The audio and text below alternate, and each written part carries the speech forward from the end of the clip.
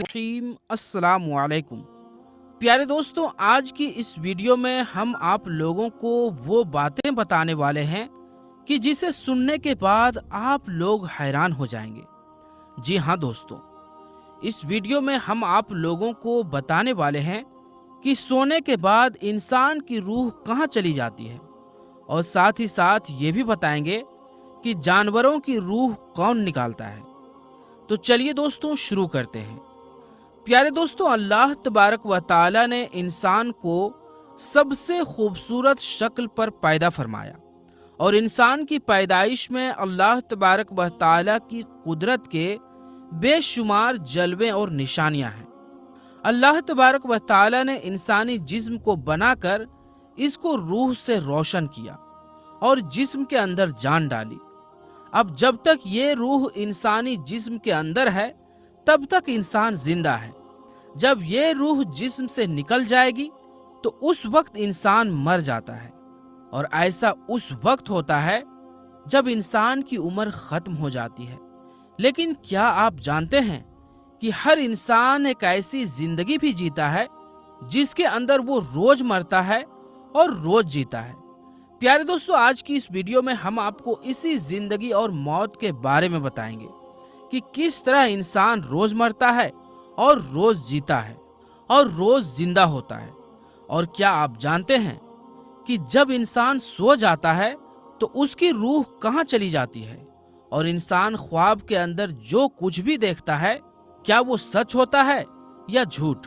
और नेक लोगों की रूहें सोने के बाद ज्यादातर कहाँ का सफर करती है, और बुरे लोगों की रूहें सोने के बाद कहाँ का सफर करती है। प्यारे दोस्तों, इन सारे सवालों का जवाब आज की इस वीडियो में हम आपको बताएंगे। लिहाजा आपसे रिक्वेस्ट है, गुजारिश है कि हमारी इस वीडियो को आखिर तक जरूर देखिएगा। प्यारे दोस्तों, रूह की पैदाइश अल्लाह तबारक व ताला के हुक्म से हुई। रूह अमर रब्बी है। जिस तरह दुनिया में इंसानी जिस्म का लिबास कपड़े हैं, इसी तरह अल्लाह तबारक व ताला ने रूह का लिबास इंसानी जिस्म को बनाया है। इसी वजह से जब जिस्म से रूह निकल जाती है तो जिस्म बेकार हो जाता है। प्यारे दोस्तों, रूह दो तरह की होती है, एक नेक जो कि नेक अमल करती है, और दूसरी बदकार और गुनहगार रूह जो कि बुरे अमल करती है। इंसान को जो भी ख्वाब आते हैं या वो ख्वाब में जहां कहीं भी जाता है, इसमें इंसान की सोच और आमाल का दखल होता है। अगर नेक रूह हो तो उसको ख्वाब भी नेक आते हैं, और उसको ख्वाब के अंदर नेक लोगों की जियारत होती है, जैसा कि हुजूर अकरम सल्लल्लाहु अलैहि वसल्लम का दीदार होना, या सहाबा इकराम का या औलिया इकराम की जियारत नसीब होना। इसी तरह नेक रूह जब ख्वाब में कहीं सफर करती है तो उसका सफर भी नेक होता है, और वो ख्वाब में नेक चीजों को देखती है। और जो बदकार रूह होती है वो बुरे लोगों की तरफ माइल होती है। ऐसी रूह पर शैतान का कब्जा होता है। ऐसे लोगों को जो भी ख्वाब आते हैं वो शैतानी होते हैं, और ऐसे लोगों के ख्वाब काबिले कबूल नहीं होते। प्यारे दोस्तों, जब इंसान सो जाता है तो उसकी रूह जिस्म से निकल जाती है और घूमती रहती है, लेकिन इसका ताल्लुक जिस्म से नहीं टूटता, इसका ताल्लुक जिस्म से बाकी रहता है। रूह बहुत ताकतवर होती है। अगर ये रूह अल्लाह तबारक व ताला की इबादत और उसके जिक्र के जरिए उसका कुर्ब हासिल कर ले तो रूह के पास इतनी ताकत होती है कि वो अपने जिस्म को जहां चाहे उड़ाकर ले जा सकती है। और ये मामला इंसान की पाकीज़गी और नेक आमाल पर निर्भर होता है। रिवायात में आता है कि एक मर्तबा हजरत अली रदियल्लाहु ताला अन्हु जुमा की तैयारी फरमा रहे थे। जब खुतबा शुरू हुआ तो हजरत अली रदियल्लाहु ताला अन्हु ने रूह के बारे में बयान करना शुरू किया। उसी बीच एक शख्स खड़ा हुआ और आप रदियल्लाहु ताला अन्हु से अर्ज करने लगा कि अय अली उल मुर्तजा, शेर खुदा रदियल्लाहु ताला अन्हु, जब इंसान सो जाता है तो इंसान की रूह कहाँ चली जाती है? क्या रूह जिस्म से अलग हो जाती है? तो हजरत अली रदियल्लाहु ताला अन्हु ने इरशाद फरमाया कि तुम्हारे जिस्म और हर इंसान के जिस्म में जो रूह अल्लाह तबारक व ताला ने डाली है, ये 3 हिस्सों में बटा हुआ है।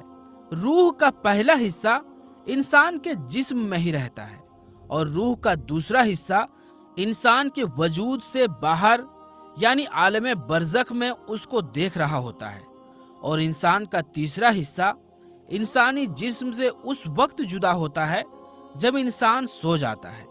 अगर इंसान नेक और अल्लाह तबारक व ताला का फर्मा बरदार हो तो उसकी रूह एक ऐसी दुनिया में चली जाती है जहां अल्लाह तबारक व ताला ने जिन्नात और इंसानी रूहों के बीच एक रास्ता बनाया है।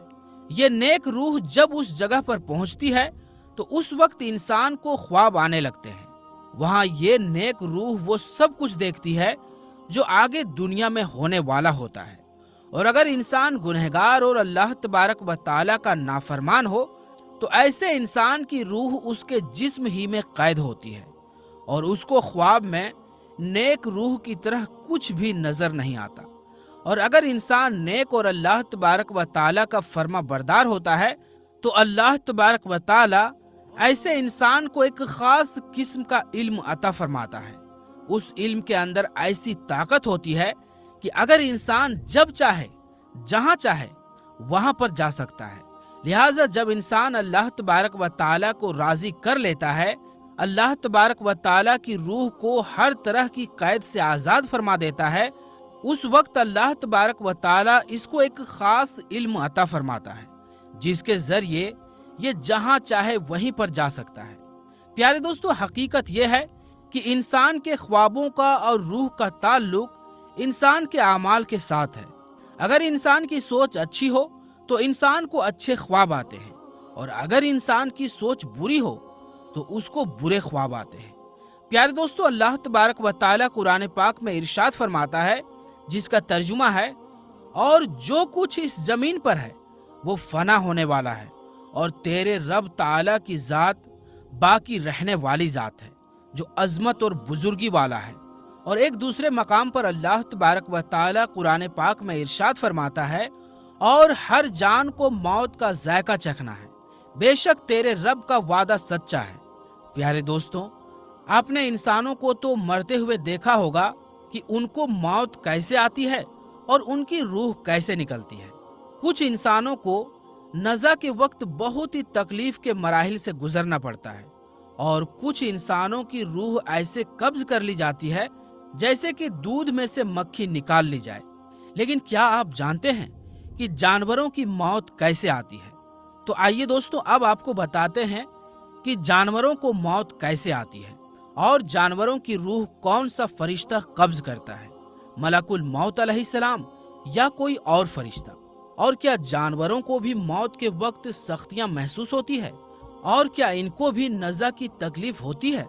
और जानवर अपनी मौत मरने से पहले कहाँ चले जाते हैं? क्या जानवरों की मौत से पहले अपनी मौत के बारे में पता चल जाता है? और अपनी तबाई मौत मरने वाले जानवरों की लाशें हमें नजर क्यों नहीं आती? प्यारे दोस्तों, इन सारे सवालों का जवाब आज की इस वीडियो में हम आपको बताएंगे। दोस्तों, अल्लाह तबारक व ताला ने जिस चीज मौत का जायका जरूर चखना है, जिस तरह इंसानों को फिक्स किए हुए टाइम पर मौत आती है, इसी तरह जानवरों को भी फिक्स किए हुए टाइम पर मौत आती है। प्यारे दोस्तों, आपने कभी गौर किया होगा कि हमारे मुआशरे में हमारे आसपास बहुत सारे जानवर, परिंदे और दूसरी मखलूकात रहती है, लेकिन जब कोई जानवर मरता है तो हमें सिर्फ उन जानवरों की लाशें नजर आती है जो जानवर हादसाती तौर पर मरते हैं, जैसे कि रोड एक्सीडेंट में मरने वाले जानवर, या वो जानवर जिनको कैद में रखा गया है, या फिर वो जानवर जिनका शिकार किया गया हो। ऐसे जानवरों की लाशें तो हमें नजर आती है, लेकिन जो जानवर अपनी जिंदगी का वक्त पूरा होने की वजह से अपनी तबाई मौत मरते हैं, उनकी लाशें हमें नजर नहीं आती। इसलिए आपने कभी तबाई मौत मरने वाले जानवर की रूह निकलने का मंजर नहीं देखा होगा। रिवायात में आता है कि एक शख्स हजरत इमाम जाफर सादिक रदी अल्लाह ताला अन्हु की खिदमत में हाजिर हुआ और वो आपसे सवाल करने लगा कि जो जानवर, परिंदे और कीड़े मकोड़े अपनी तबाई मौत मरते हैं, उनकी लाशें हमें नजर क्यों नहीं आती? वो कहाँ पर चली जाती है? जैसा कि हमारे इलाके में चूहे, बिल्लियां, परिंदे और दीगर जानवर पाए जाते हैं। ये जानवर भी अपनी तबाही मौत मरते हैं और रोजाना हजारों की तादाद में परिंदे और जानवर मौत का मजा चखते हैं, लेकिन इनके मुर्दा जिस्म हमें नजर क्यों नहीं आते? तो हजरत इमाम जाफर सादिक रदी अल्लाह ताला अन्हु फरमाने लगे कि इन जानवरों के मुर्दा अजसाम हमें इसलिए नजर नहीं आते कि इन जानवरों को मसलन चौपाइयों, परिंदों और दूसरे जानवरों को अपनी मौत के बारे में अल्लाह की तरफ से पहले ही पता चल जाता है और ये जानवर फिक्स किए गए टाइम से पहले पहले पहाड़ों की गुफाओं, कुओं, दरख्तों के खोखले तनों और जमीन के सुराखों या गहरे गड्ढों में जाकर बैठ जाते हैं और वहीं पर इनको मौत आती है। ये अल्लाह तबारक व ताला का बनाया हुआ निजाम है, यानी सिस्टम है, जिसकी वजह से इंसान आज सुकून की सांस ले रहा है। वरना अगर बाकी जानवरों को छोड़कर सिर्फ परिंदों की मौत का हिसाब लगाया जाए तो पूरी दुनिया के अंदर 700 अरब परिंदे रहते हैं।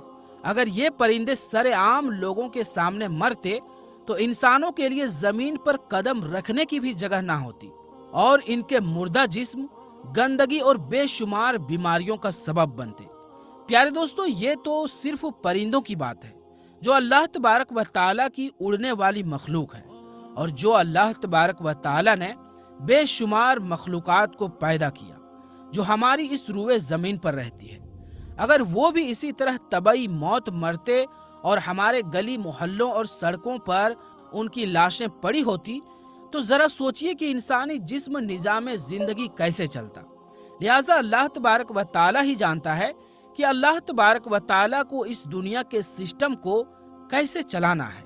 लिहाजा अल्लाह तबारक व ताला इन जानवरों को इनकी मौत से पहले ही इनकी मौत के बारे में बता देता है ताकि हर दूर दराज किसी जंगलों पहाड़ों में चले जाएं और वहां पर इनको मौत आ जाए।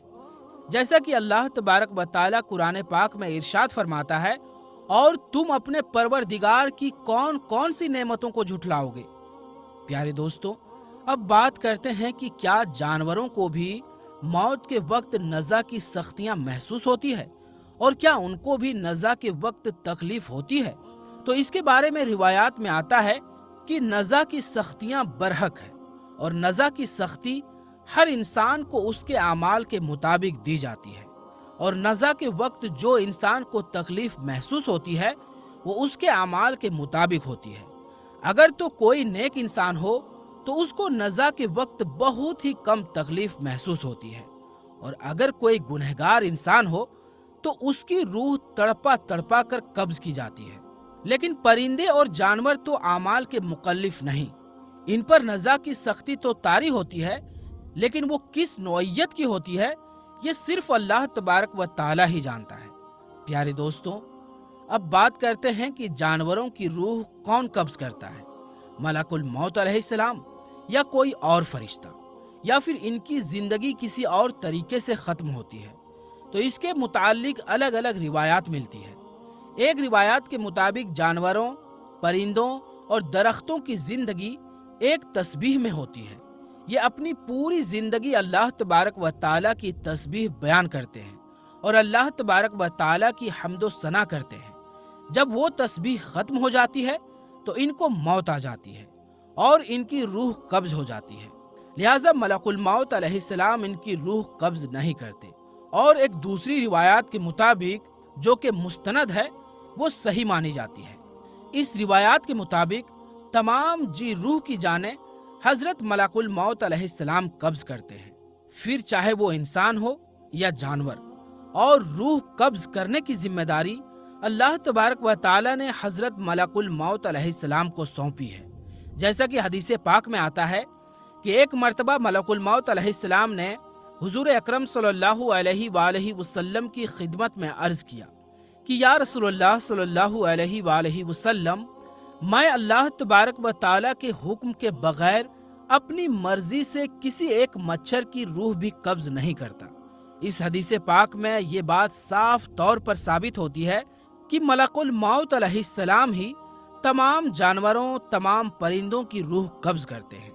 प्यारे दोस्तों, जिस तरह इंसान के मरने पर उसके अजीजो अकारिब गम और शोक मनाते हैं और आहों जारी करते हैं, اسی طرح اگر پرندوں اور جانوروں میں سے بھی کوئی مر جاتا ہے تو اس کے عزیز و اقارب اور اس کے ہم جنس پرندے بھی روتے اور شوق مناتے ہیں۔ آخر میں اللہ تبارک و تعالیٰ سے دعا ہے کہ اللہ تبارک و تعالیٰ ہمیں نیک اعمال کرنے کی توفیق عطا فرمائے اور حضور اکرم صلی اللہ علیہ وآلہ وسلم کی محبت کے اندر جینا مرنا نصیب فرمائے۔ تو پیارے دوستو، ہماری آج کی اس ویڈیو میں بس اتنا ہی۔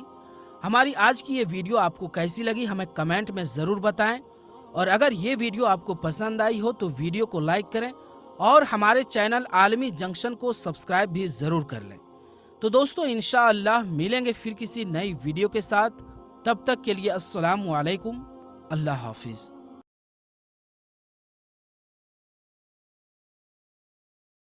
السلام علیکم ورحمۃ اللہ وبرکاتہ۔ ناظرین کرام، مجھے امید ہے کہ آپ سبھی خیریت سے ہوں گے۔ اللہ رب العالمین کے بارگاہ میں دعا ہے کہ اللہ رب العالمین آپ سبھی کو ہمیشہ خوش رکھے اور آپ کی تمام پریشانیاں دور فرمائے۔ دوستو، 3 ایسے وقت ہیں جن میں قرآن پاک پڑھنا منع ہے۔ 3 ایسے وقتوں میں قرآن پڑھنا مکروہ ہے۔ جو لوگ ان 3 وقتوں میں قرآن پاک پڑھتے ہیں ان کو کیا ملتا ہے اور کیا نہیں ملتا ہے؟ کیا وہ گنہگار ہوتے ہیں یا انہیں قرآن پاک پڑھنے کا کوئی اجر کوئی ثواب نہیں ملتا؟ اور ایک ایسے لوگ قرآن پاک پڑھنے میں غلطی کرتے ہیں جن کی وجہ سے قطعاً انہیں قرآن پاک پڑھنے کا ذرہ برابر بھی ثواب اور اجر نہیں ملتا۔ وہ غلطی کون سی ہے؟ وہ 3 وقت کون سے ہیں جن میں قرآن پاک نہیں پڑھنا چاہیے؟ وہ سارا کچھ میں آپ کو بتانے والا ہوں۔